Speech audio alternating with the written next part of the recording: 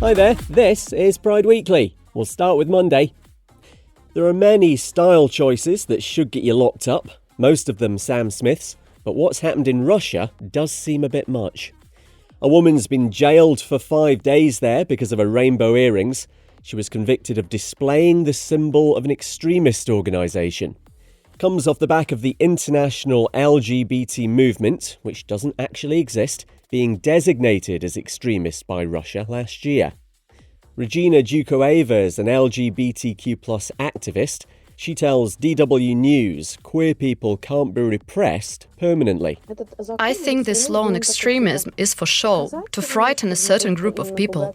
LGBTQ people have always existed and will continue to exist here. They can't all leave. Of course, many will go into hiding, but after a certain time they will come out of hiding. Russia's been attacking LGBTQ rights more and more since it invaded Ukraine. President Putin's been accused of trying to distract the public from Russian military losses. National HIV Testing Week starts today in the UK to encourage people to get checked and raise awareness about the virus. It also aims to reduce the stigma around HIV. This year, there's a focus on the different reasons people have for getting tested. In America, you've got National HIV Testing Day on June 27th. And this weekend's Super Bowl in the US will be only the third to feature a gay male cheerleader.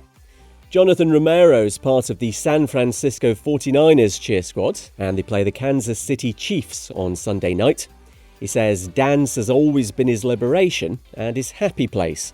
My happy place is anywhere there's gin.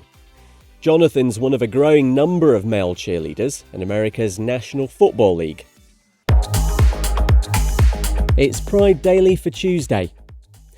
The support for the mum of murdered transgender schoolgirl Brianna Ghey, who wants the UK government to restrict social media access for children. It came out during the trial of the 16-year-old's killers. One had watched videos of murder and torture on the internet. Scarlett Jenkinson also researched the methods used by serial killers. She and Eddie Ratcliffe, who were both 15 at the time, planned the murder on a messaging app. Lawmaker Charlotte Nichols from the Labour Party tells the BBC she backs the proposal from Esther Ghey. We already understand there are age-specific bans on all sorts of things, including obviously, cigarettes and alcohol, cinema classifications, for example. There needs to be a way of looking at the Wild West that is online in the same way. A vigil's held on Sunday in Brianna's hometown of Warrington to mark a year since she was stabbed in a park there. It's claimed a man's got so angry at having to sit next to a gay couple in a restaurant in Florida, he's beaten up his girlfriend. 38-year-old Alexander Nicholas Fangel denies charges, including battery by strangulation and false imprisonment. Police say the woman was found in his home in the fetal position with injuries to her head, face, neck, wrists, hands and back. And one thing we don't really associate with Ed Sheeran is controversy, but the fact he's a queer ally is troubling some Malaysian politicians. The singer is playing a gig in the capital Kuala Lumpur on February 24th, but the opposition Islamic Party want it cancelled because of his support for LGBTQ rights. Being gay is illegal in Malaysia and can get you locked up. A music festival there was cancelled last year after an on-stage same-sex kiss in protest by two members of the 1975. It's Pride Daily for Wednesday. As many as 2,500 people have turned out for Mumbai's first Pride March since 2019. COVID and issues getting police permission have stopped it taking place since then. Lots of special events in the weeks before, including an LGBTQ history walk, a showcase for young queer entrepreneurs, and a drag ball.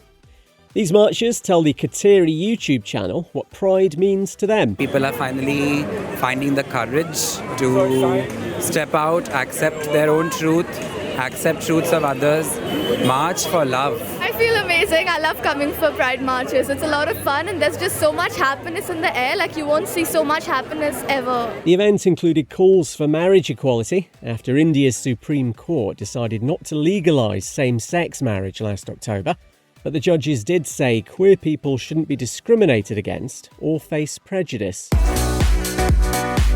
It's National Black HIV/AIDS Awareness Day in America, flagging up how black people are disproportionately affected.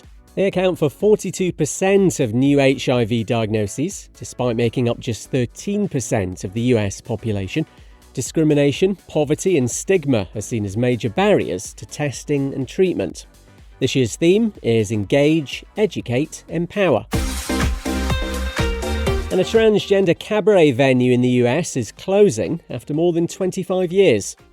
Most of the staff at Asia SF in San Francisco are trans women, and many of them women of colour. The venue shuts at the end of next month on International Transgender Day of Visibility. Actually had its own reality show 9 years ago called Transcendent. It's Pride Daily for Thursday. The UK Prime Minister has made a transgender joke in Parliament, even though he knew the mother of a murdered trans schoolgirl was there. Happened during Rishi Sunak's weekly session of questions in the House of Commons. It wasn't in any way funny, so just Google it if you need to. Brianna Jai's mum Esther was in the public gallery just 5 days after the teenagers who killed her 16-year-old daughter were jailed for life. She actually missed the exchange, arriving shortly afterwards, but as far as the Prime Minister knew, she was there. Labour opposition leader Sir Keir Starmer was furious. Of all the weeks to say that, when Brianna's mother is in this chamber, shame. Parading as a man of integrity when he's got absolutely no responsibility. Rishi Sunak's refused repeatedly to apologise. Brianna's dad, Peter Spooner, says he should, and called his remarks degrading and unacceptable. The ex-president of Chile, whose government was behind most of the country's LGBTQ+ rights laws, has been killed in a helicopter crash. Sebastián Piñera was flying the aircraft over a lake in the south of the country when it hit the water. The 74-year-old's administration brought in the equal marriage law in 2021 and a gender identity law 3 years before. And Liz Truss, who was UK Prime Minister for about as long as I take to make a sandwich, says supporters of LGBTQ+ people are extremists. She made the comment at the launch of the Popular Conservatism group in London. Ms Truss, who lasted 49 days as PM in 2022, said Conservatives need to take on left-wing extremists, described as including those supporting queer people or groups of ethnic minorities. She was going on about wokery as well, which is usually a clear sign an individual has nothing of substance to impart. Anything to say in response, Liz? That is a disgrace. Can't take a bit of criticism. It's Pride Daily for Friday. A lawsuit claims a prison inmate in the US was denied his HIV medication, leading to his death. Nicholas Overfield was held in February 2022 in California after he didn't show up for a court appearance. His mum says just weeks later he was in a wheelchair and couldn't speak. The 38-year-old died in June that year in hospital from an infection linked to untreated HIV. Medical records show he was never given his medication. Leslie Overfield tells CBS News Sacramento it's inexplicable. My son died. He had his medicine. He should still be alive if he had his medicine. He was on HIV medicine when he went in. He was doing fine. Leslie's suing El Dorado County and the jail's healthcare provider. The Pope says he sees hypocrisy in people who criticise same-sex blessings. He decided to allow them in the Catholic Church last month, but there's been some pushback, especially from bishops in Africa. The Pope reckons there's no fuss if he gives blessings to a businessman who exploits people, which he says is a very grave sin, but people get scandalised if blessings are given to a homosexual. And how would you like to get your hands on Elton John's cocktail shakers? Well, you'll have to wait till later this month when they go up for auction in the US. He's selling about 900 items, expected to go for more than $10 million. An exhibition starts today, though, in New York, so the public can at least view the likes of his Elizabeth II rocket cocktail shakers.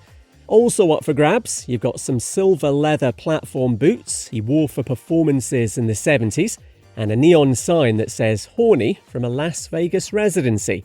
I'm Kev McGraw. See you Monday.